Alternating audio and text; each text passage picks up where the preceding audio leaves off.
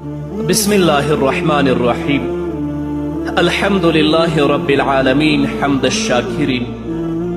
الصلاة والسلام على سيد الأنبياء والمرسلين سيدنا ونبينا وشفيعنا ومولانا محمد وعلى آله وأصحابه الطيبين الطاهرين.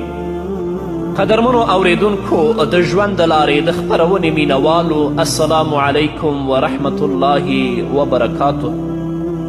ستاسو روغتیا او خوشحالي د پاک رب نه غواړم، په دې هیله چې د صحت او عافیت جامې پر تن ولرئ او خوشحالي مو په برخه وي.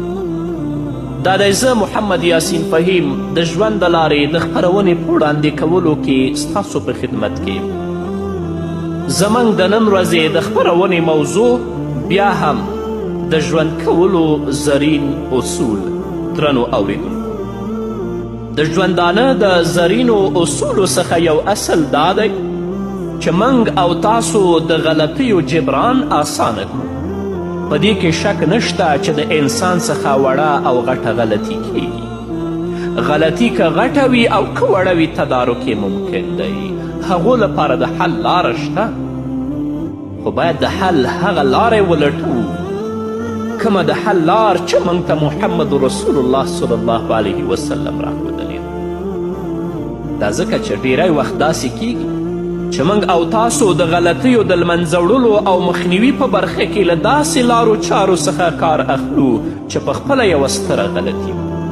د ابو داود حدیث ده، یو کس د محمد رسول الله صلی الله علیه وسلم په خدمت کې د دې لپاره حاضر شو چې د هجرت بیعت یې کوه او ویل یا رسول الله، ما د کور وګړي مور او پلار په ژړا او واویلا پرېښودل او تا سره د هجرت د بیعت لپاره راغلم. محمد رسول الله صلی الله علیه وسلم هغه په خپلو کړو پښیمانه نه که، نه یې د ده دا کار سپک وګڼه او نه یې ورته د ناپوهي پیغور ورکه، ځکه دغه سړی په ښه نیت سره راغلی و او د ده په ګمان چې ده ښه کار کړی دی. نبی کریم صلی الله علیه وسلم ورته د خپلې غلطۍ احساس په داسې ښې او غوره کړنې سره ورکه چې د همغه له شان سره ښایي. په ډیرې خوښۍ او نرمدلۍ سره یې ورته ویلې بیرته لاړ شه او مور او پلار دې چې څنګه ژړولي دي همغسې په خندا کړه. نبی کریم صلی الله علیه وسلم همدغه خبر وکړه او خبره یې په همدې ځای ختمه کړه.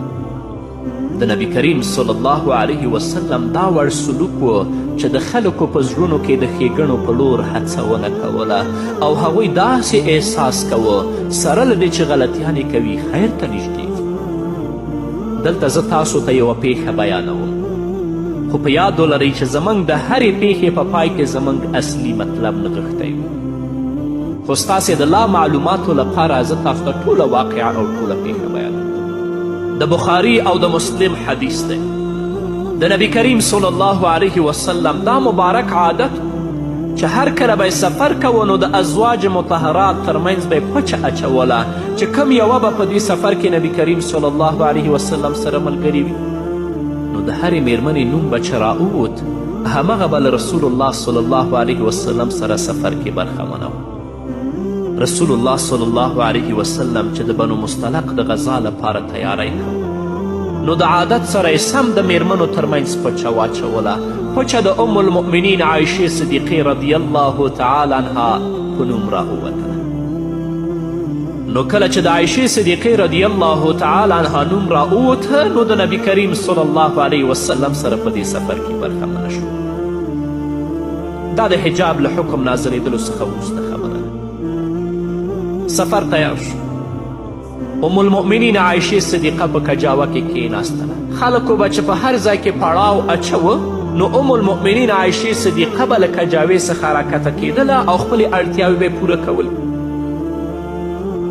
او کله به چې د روانېدو اعلان وشه نو بیرته به په کجاوه کې سپارېدله.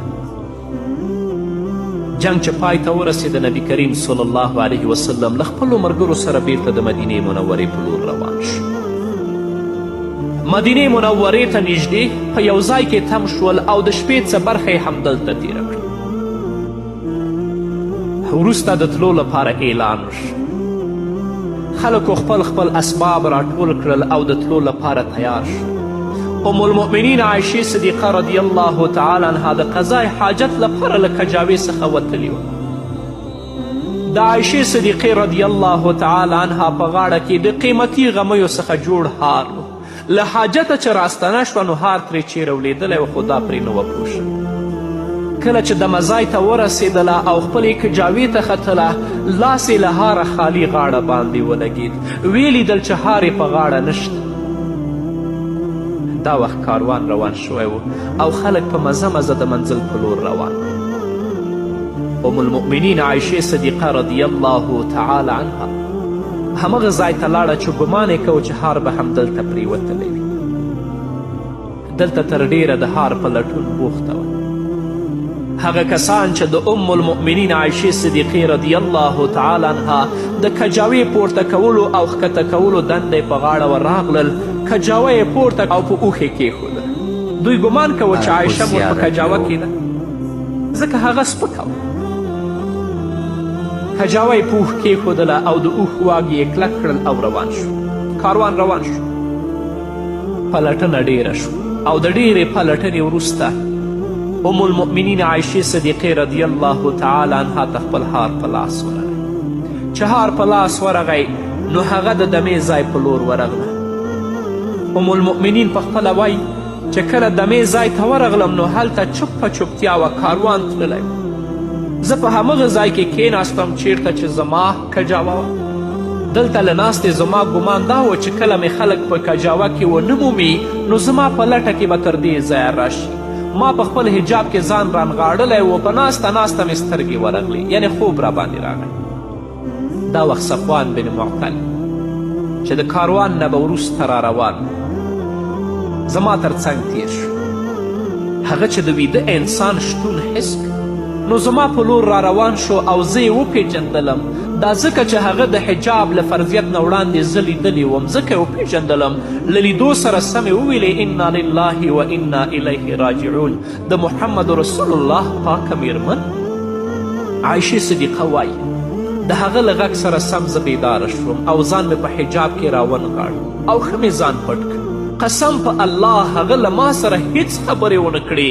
ما د هغه له خولې څخه پرته له انا لله و انا الیه راجعون څخه بله خبره وانه وریدل. هغه خپله سپرلی چوکړه او زه په سپرلی کېناستم. هغه د سپرلی واګې ونیول او د خلکو په لټه په بیړه روان شو. عایشې صدیقه وایي تر سهاره موږ خلک ونه موندل. سهار چې پیل شو نو خلک مو وموندل. کاروان والاو په یو ځای کې پړاو اچولی. بهتان لګونکو چې څه ویل وی ویل. په ټول لښکر کې ګنګوسې شروع شو. قسم په الله چې زه د خلکو په یوه خبره هم پوه نه شوم. اخر مدینې منورې ته راورسېدم. مدینې منورې ته له راتګ سره سم زه ناروغه شوم او ناروغي مې زور وکړ. خلکو چې کمې خبرې کولې له هغو څخه په یوه هم زه پوه نه شوم.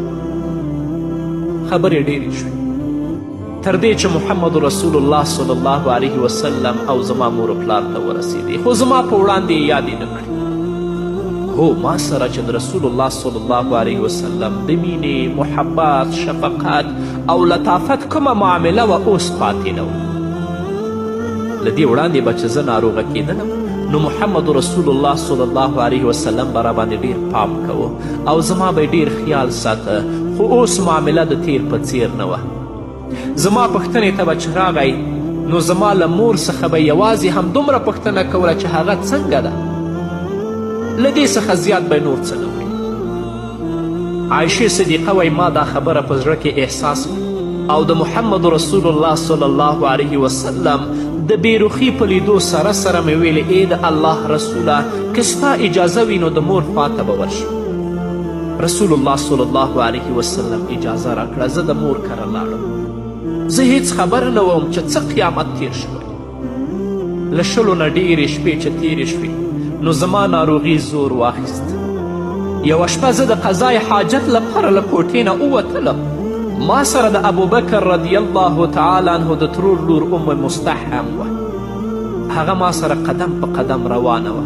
هغې ویل عایشې یا ای د ابوبکر لورې ته له هغو خبرو څخه نه یې خبره؟ ما په حیراني سره وویلې له کومو خبرو؟ نو زما له دې خبرې وروسته یې ټولې هغه خبرې وکړې کومې چې بهتان ویونکو کړې وې، هر څه یې راته وویل. ما په حیراني سره بیا وویلې آیا دا ټولې خبرې تیرې شوي دي؟ قسم په الله چې د دې خبرې له اورېدو وروسته په ځان نه یم پوه شوی. حاجت را څخه پاتې شو او په ګړندیو ګامونو بیرته خپل کور ته راغلم. ناروغي مې نوره هم ډیره شوه. عایشې صدیقه وایي ما دومره وژړل مې وژړل چې محسوس مې که اوس به مې سینه وچو. مور ته مې وویلې الله دې تا وبخي، خلکو دومره خبرې کړي او تا ماته هیڅ نه دي ویلي. مور مې راته وویلې لورې حوصله وکړه، د کم نارینه سره چې داسې میرمن وي خامخا خلک خبرې جوړوي. ما ویلې سبحان الله دا خبرې تیرې شوي دي. ما په دې شپه تر سهاره وجړل، نه مې اوښکې ودرېدلې او نه مې سترګې پټې کړې بلکې سهار مې هم ژړل. بل طرف ته په محمد رسول الله صلی الله علیه وسلم هم د عایشې مور په اړه شوې خبرې ګرانې پرېوتې. حیران و چې څه وکړي. نه جبرائیل علیه السلام راته او نه د قرآن کریم کوم آیت نازلېده. معامله چې اوږده شوه، محمد رسول الله منبر ته پورته شه، د الله رب العزت حمد او ثنا یې بیان کړه او ویل ای خلکو په یو څو کسانو څه شوي چې ما د خپل کور د وګړو په اړه خفه کوي او ما ځوروي. دا ځکه چې منافقین ام المؤمنین عایشې صدیقې رضی الله تعالی عنها پورې بهتان تړلی. رسول الله وایي قسم په الله چې زه د خپل کور د وګړو په اړه کوم معلومات لرم، په هغوی کې له خیر څخه بل څه نشته، او هغوی چې د یو کس په اړه داسې خبرې کوي قسم په الله چې د هغه په اړه زه هم له خیر پرته نور معلومات نه لرم. هدف صفوان بن معطل رسول الله صلی الله علیه وسلم چې دا خبرې وکړي، د اوس امیر سعد بن معاذ رضی الله تعالی عنه پورته شه او ویلې ای د الله رسوله که دغه بهتان تړونکي خلک له اوس څخه وي نو ته ترې بېغمه شه، موږ به چاره وکړو، او که د هغو اړیکه زموږ د خزرجیانو ورونو سره وي نو ته امر وکړه قسم په الله دا خلک د دې وړ دي چې سرونه یې له تنو څخه بیل کړی شي. د خزرج امیر سعد بن عباده چې یو نیک انسان و خو قبایلي حمیت واخیست، پورته شه او ویلې سوګند په الله تا سمه خبره ونه کړه، د هغو سټونه به نه وهل کیږي. قسم په الله تا دا خبره ځکه وکړه چې تا ته معلومات و چې بهتان تړونکي خزرج پورې تړاو لري. که چیرې بهتان تړونکي ستا د قوم څخه وی نو هیڅکله به دې دا خبره نه وی کړې.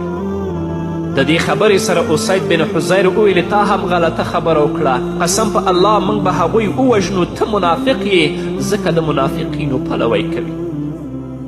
خلک خپاره شول او نږدې وه چې نښته شوې وی.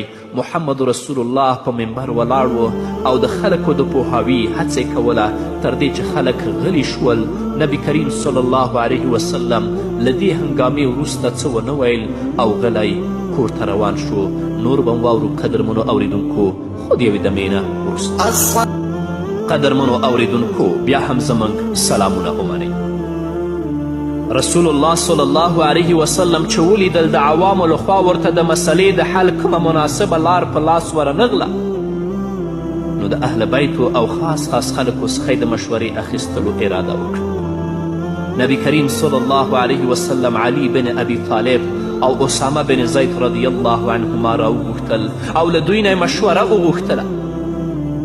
اسامه رضی الله تعالی عنه د عایشې مور په ستاینه کې ویل ای د الله رسوله ستا د کور د وګړو په اړه موږ له خیر پرته نور معلومات نه لرو، دا دروغ او باطل خبرې دي چې منافقین یې کوي. حضرت علی کرم الله وجهه ویل ای د الله رسوله د ښځو کمی نشته، ته بل واده هم کولی شي. وینځې نه پوښتنه وکړه، هغه به تا ته رښتیا ووایي. نبی کریم صلی الله علیه وسلم بریرې ته غږ کړ او له هغې نه یې پوښتنه وکړه بریرې آیا د عایشې په اړه تا ته د شک کومه خبره مخې ته راغلې ده؟ هغې ویلې نه، قسم په هغه ذات چې ته یې له حق سره نبي رالیږلی، زه د خیر او ښېګڼې پرته نور معلومات نه لرم. په عایشه کې ما ته هیڅ عیب نه دی تر سترګو شوی، هو هغه کم عمره جلۍ ده. ما به چې اوړه خیشته کړل او دې ته به مې وویل چې په دې پام کوه نو هغې به اوړه پرېښودل او بیده به شوه او وزې به راغلې او اوړه به یې وخوړل. دلته چې هم کومه مناسبه پایله ترلاسه نه شوه نو نبی کریم صلی الله علیه وسلم ام المؤمنین عایشې صدیقې ته متوجه شو. عایشه مور وایي ما ټوله ورځ وژړل، نه مې اوښکې ودرېدلې او نه مې له خوبه سترګې ورغلې. زما مور او پلار خو دا فکر کوه چې په ژړا ژړا به زما زړه وچوي. نبی کریم صلی الله علیه وسلم د ابوبکر رضی الله تعالی عنه کور ته لاړ. هغه ته نږدې د عایشې مور او یو انصاري ښځه ناسته وه. له کومې ورځې چې خلکو خبرې پیل کړې وې دا لومړی ځل و چې نبی کریم صلی الله علیه وسلم د ابوبکر کور ته ورځي. تر یوې میاشتې پورې نبی کریم صلی الله علیه وسلم د عایشې صدیقې رضی الله تعالی عنها مخ هم نه و کتلی او تر اوسه وحی هم نه و راغلی. ام المؤمنین عایشې صدیقه په خپله بستره کې پرته وه او د ډېرې ژړا له امله حال خراب شوی و. د نبی کریم صلی الله علیه وسلم له راتګه چې خبره شوه بیا په ژړا شوه. د سره په خوا کې ناسته ښځه هم په ژړا شوه. رسول الله صلی الله علیه وسلم د الله حمد او ثنا بیان کړه او وی ویلې عایشې ما ته ستا په اړه دا او هغه خبرې را رسیدلې دي. رسول الله صلی الله علیه وسلم ورته د بهتان تړونکو خلکو خبرې واورولې. بیا ورته نبی کریم صلی الله علیه وسلم د دې خبرې کولو غوښتل چې انسان هره غلطي وکړي نو تدارک یې مشکل نه دی. رسول الله ورته ویلې که ته بې ګناه یې نو الله به دې بې ګناهي ثابته کړي او که له تا نه ګناه شوي وي نو الله ته توبه وکړه او د خپلې ګناه بخښنه وغواړه. انسان چې کله خپله ګناه باندې اعتراف وکړي او توبه وکړي نو الله یې توبه قبلوي. رسول الله صلی الله علیه وسلم د عایشې صدیقې رضی الله تعالی عنها په وړاندې د غلطي له منځه وړلو اسانه لار وښودله. عایشه رضی الله تعالی عنها وایي نبی کریم صلی الله علیه وسلم چې خپله خبرې ختمې کړې زما اوښکې ودرېدې. دا وخت مې د یو څاڅکي اوښکې تویدلو احساس هم نه کوه. ما انتظار کوه چې زما له خوا به مې والدین ځواب ورکړي خو هغوی هیڅ ونه ویل. پلار ته مې وویلې زما لخوا محمد رسول الله ته ځواب ورکړه. پلار مې وویلې قسم په الله زه نه پوهیږم چې رسول الله ته څه ووایم. بیا مې مور ته وویلې زما لخوا رسول الله صلی الله علیه وسلم ته ځواب ورکه. مور مې هم ویلې والله زه هم نه پوهیږم چې رسول الله ته څه ووایم. مور مې وویلې قسم په الله په دې ورځو کې په هیڅ کور داسې غم نه دی راغلی لکه د ابوبکر په کور چې غم راغلی دی. کله چې زما مور او پلار غلي شول نو ما په ژړا لاس پورې او ومیلې نه قسم په الله تا چې څه وویلې زه په دې اړه هیڅ وخت الله ته توبه نه کوم. قسم په الله زه پوهیږم چې تاسو دا خبرې واورېدلې او تر دې مو واورېدلې چې په زړونو کې مو کښېناستلې او رښتیا مو وګڼلې. که زه تاسو ته ووایم چې زه بې ګناه یم او الله پوهیږي چې زه بې ګناه یم نو تاسې مې خبره نه منئ او که زه ستاسو په وړاندې د کمې ګناه اعتراف وکړم او الله پوهیږي چې زه بې ګناه یم نو تاسو به مې خبره رښتیا وګڼئ. قسم په الله ما سره ستا او د خپل حالت بل کوم مثال نشته پرته له دې چې زه دا ووایم کم چې حضرت یعقوب ویلي و فصبر جمیل والله المستعان علی ما تصفون. نو صبر به وکړم او په ښه شان به یې وکړم. کومه خبره چې تاسې غوټه کوئ پر هغې له الله رب العزت نه مرسته غوښتل کیدی شي. عایشې صدیقه وایي بیا ما مخ واړوه او په خپلې بستره کې څملاستم ځکه قسم په الله چې زه پوهېدم چې زه بې ګناه یم او الله رب العزت به مې بې ګناهي ثابته کړي. خو زه په دې نه پوهېدم چې زما په اړه به وحی نازل شي او خلک به تر قیامته تلاوت کوي. زما معامله له دې ډیره وړه وه چې الله یې په اړه خبرې وکړي او خلک یې تلاوت کوي. خو دا امید مې و چې رسول الله صلی الله علیه وسلم ته به په خوب کې وښودل شي چې زه بې ګناه یم. عایشې صدیقه وایي نبی کریم صلی الله علیه وسلم په همغه ځای ناست د کور له وګړو څخه هم یو له خپل ځای نه و خوځېدلی چې په محمد رسول الله صلی الله علیه وسلم همغه حالت راغی کوم چې په ده باندې د وحی راتلو په حالت کې راته. ما چې د رسول الله صلی الله علیه وسلم دا کیفیت ولیده نو نه وویرېدم او نه اندېښمنه شوم او هیڅ پروا مې ونه کړه ځکه ما ته معلومات و چې زه بې ګناه یم او الله رب العزت به په ما ظلم ونه کړي.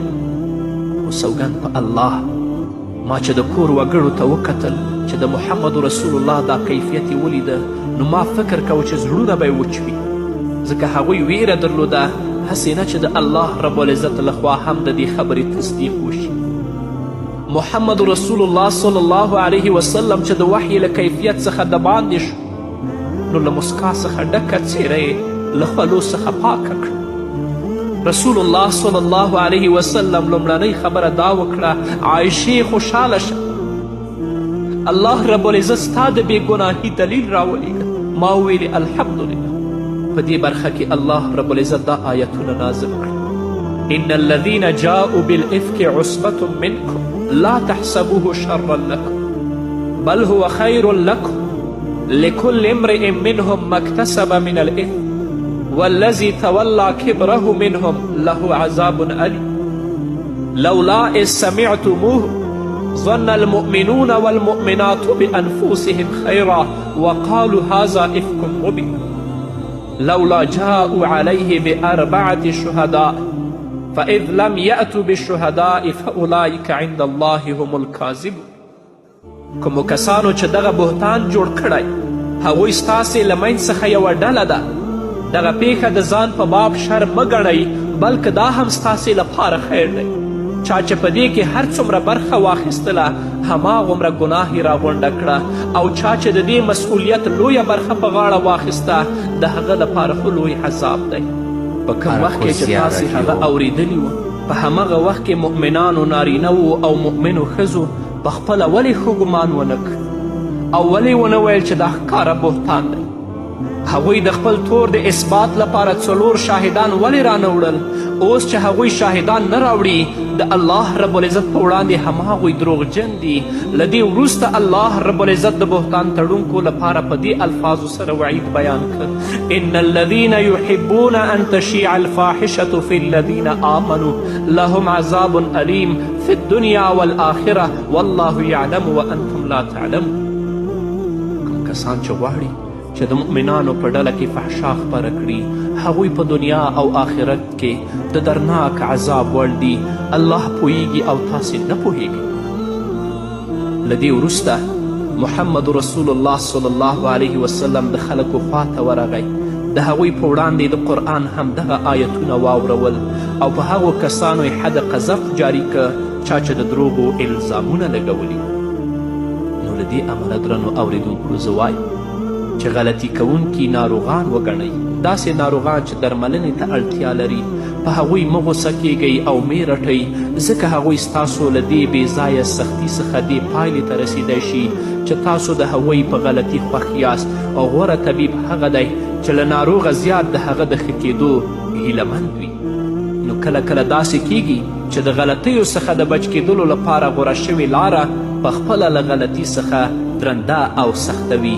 تاسو د محمد رسول الله صلی الله علیه وسلم کړنلارې ته وګورئ.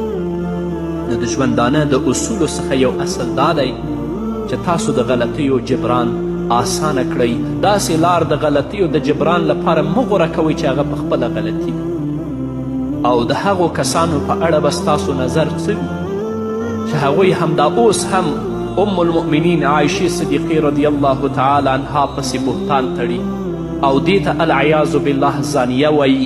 او حال دا چې د عایشې صدیقې پاکي الله رب العزت په قرآن کې بیان کړي نو هغو ته موږ مسلمان نشو ویلی بلکې مطلق کافر دي. نو قدرمنو اوریدونکو دا وه زموږ د نن ورځې خپرونه چې ستاسو درانه حضور ته وړاندې شوه. تر بلې خپرونې پورې چې زه بیا هم ستاسو درانه حضور ته راځم تاسو ټول په لوی او بخښونکي الله سپارم. پاتې ژوند مو نیکمرغه، ښاد، بریالي او کامیاب اوسئ.